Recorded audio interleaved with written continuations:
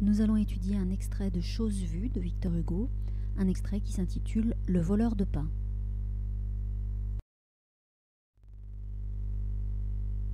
Victor Hugo est bien entendu un auteur très important du mouvement romantique, puisque c'est lui qui prend en quelque sorte la tête du mouvement avec la bataille d'Hernani, mais c'est aussi quelqu'un qui a une forte implication dans la vie publique. Tout au long de sa vie, il va mener 3 grands combats: un combat contre la misère, un combat contre la censure et un combat contre la peine de mort. Au niveau de son engagement dans l'action politique, il va connaître une évolution très importante, puisqu'il commence sa vie publique en étant convaincu que la monarchie est un régime tout à fait adéquat à la situation du moment. Il est donc un soutien de la monarchie de Juillet. Il va être député et c'est justement à ce moment-là qu'il écrit le texte qu'on va étudier.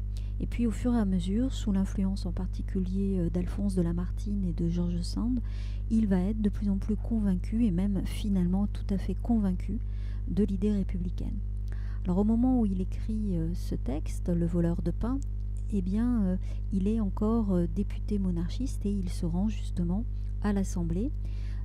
Il est témoin alors d'une scène et il va donc consigner au retour chez lui cette scène par écrit. Chose vue est un recueil de textes qui va être publié après la mort de Victor Hugo. On peut considérer que c'est un petit peu des carnets intimes. Il écrit au jour le jour. Donc la scène qu'on lit dans Le voleur de pain est une scène vécue par Victor Hugo lui-même, une scène réelle. Et on sait que ce texte est particulièrement important puisque ce personnage qu'on découvre ici est le personnage que Victor Hugo va réutiliser un peu plus tard dans Les Misérables sous le nom de Jean Valjean.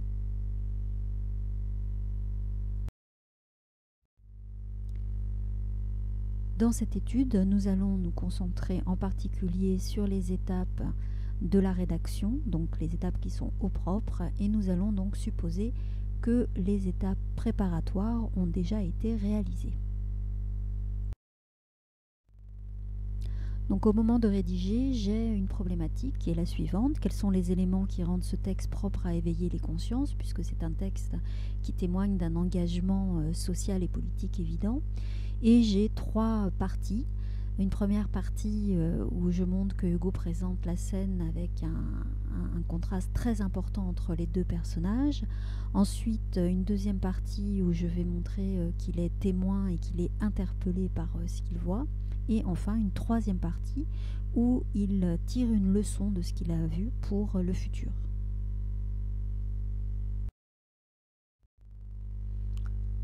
Mon plan détaillé est donc le suivant. Dans ma première partie, je vais donc faire 2 paragraphes. Un premier paragraphe consacré au portrait de l'homme et un deuxième paragraphe consacré au portrait de la femme. Comme ça, je vais montrer qu'il y a un contraste. Dans ma deuxième partie, je prévois de me focaliser en particulier sur la manière dont Hugo raconte. Il est à la fois le témoin de la scène, donc il observe ce qui se passe, et en même temps, il est celui qui déchiffre le jeu de regard, puisqu'il regarde l'homme qui regarde la femme, et il est aussi quelqu'un qui va être interpellé, donc il est un témoin qui, nous dit-il, est pensif, et donc il va falloir que je me centre sur ce terme en particulier. Donc 3 paragraphes pour cette partie.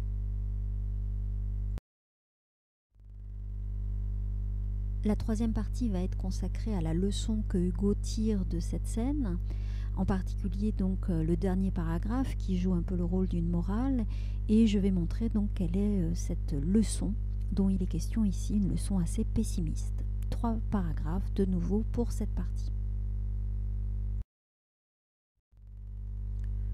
Mon plan détaillé est donc bien construit, il est bien précis. Je passe maintenant à la rédaction au propre. Je commence évidemment par l'introduction et je me rappelle des règles de construction d'une introduction. Une introduction est composée d'une amorce, qu'on appelle aussi une entrée en matière. Ensuite, on a la présentation du sujet et pour finir, la problématique et l'annonce du plan.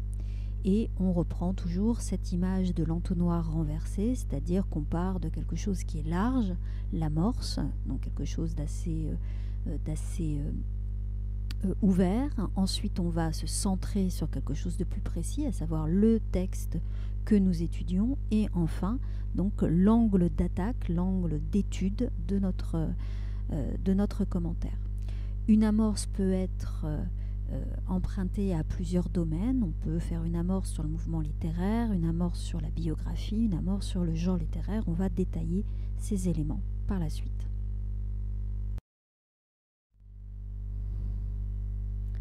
Une amorce est une façon de rentrer à l'intérieur du commentaire. On va donc écrire une ou deux phrases qui amènent le lecteur à comprendre de quoi il s'agit. Lorsqu'on dit qu'on peut emprunter au mouvement littéraire, eh bien, par exemple ici, on peut ouvrir sur le romantisme, puisque Victor Hugo est un romantique, et on peut ouvrir aussi sur l'engagement des romantiques. Si on fait une amorce plutôt sur la biographie de l'auteur, donc cela suppose déjà évidemment qu'on connaisse l'auteur, eh bien on va se centrer sur Victor Hugo et son engagement politique. Enfin, si on veut faire une amorce sur le genre littéraire, on va plutôt ouvrir ici sur l'argumentation, puisque c'est un texte argumentatif. Alors bien entendu, c'est soit le mouvement littéraire, soit la biographie de l'auteur, soit le genre littéraire, mais pas les trois ensemble, puisque une amorce, c'est une à deux phrases qui permettent simplement d'ouvrir le commentaire.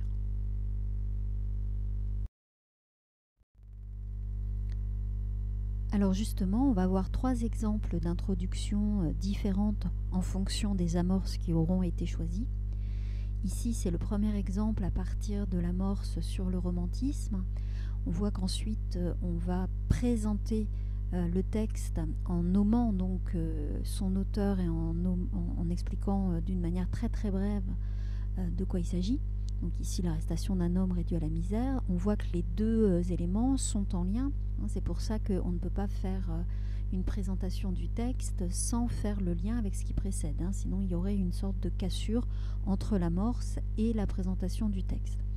Donc, une amorce, une introduction du texte et de son thème principal, et ensuite donc la problématique sous forme de question et la présentation du plan. Chaque partie est présentée par une phrase. Hugo insiste sur le contraste entre les deux personnages, ça correspond à ma première partie. Il se situe comme un témoin de la scène, c'est ma deuxième partie. Enfin, il tire une leçon de ce qu'il a vu, c'est la troisième partie.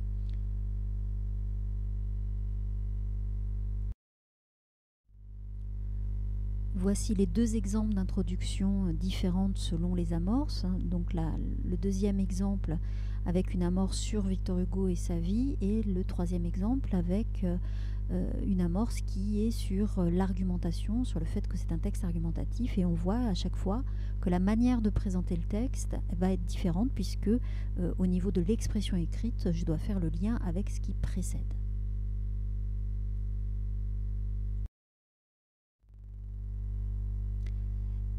J'ai donc commencé mon introduction, j'ai commencé mon devoir, et pour des questions de respect du temps, si je suis en temps limité, je vais préparer à ce moment-là ma conclusion, de manière à ce que si jamais je dépasse le temps, si jamais je suis un petit peu en retard par rapport à mes prévisions, je n'ai plus qu'à recopier au dernier moment ma conclusion plutôt que de l'improviser, puisque un devoir sans conclusion serait un devoir qui serait considéré comme n'étant pas terminé.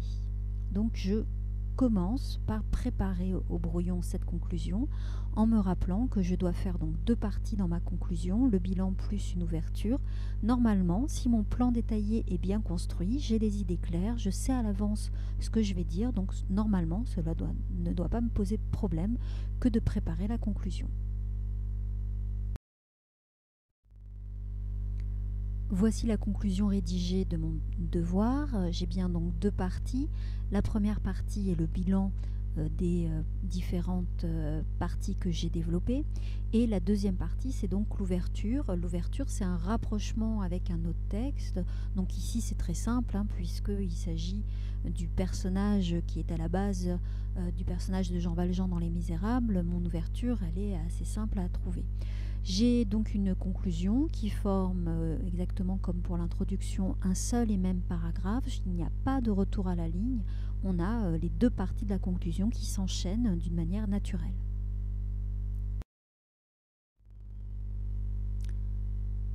J'ai donc rédigé mon introduction, je commence à rédiger mes différentes parties. Mes parties sont d'abord composées d'une annonce, c'est-à-dire que je vais reprendre l'axe d'étude, mon grand 1, et je vais donc faire une phrase qui annonce en quelque sorte ce que je vais expliquer par la suite. Ça permet à mon lecteur de me repérer et de bien savoir à l'avance ce que je vais développer. C'est un repère.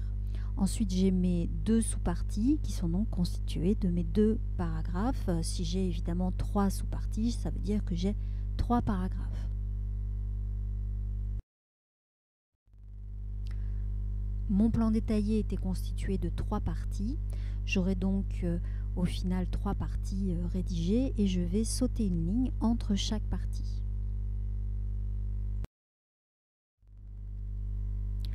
Au final, mon devoir va être mis en page de la façon suivante. Je vais d'abord avoir mon introduction. Je vais sauter 2 lignes pour bien séparer l'introduction du développement. Ensuite, j'aurai donc les 3 parties de mon développement. Pour bien distinguer les différentes parties, j'aurai sauté une ligne entre chaque partie. Et ensuite, pour bien séparer de nouveau la conclusion, je vais sauter 2 lignes de manière à ce qu'on voit bien que le dernier paragraphe est la conclusion.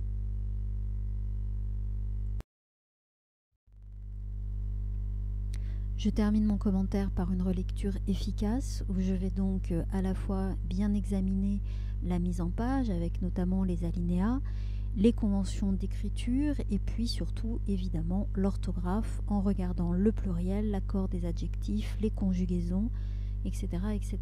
Une bonne relecture est absolument indispensable.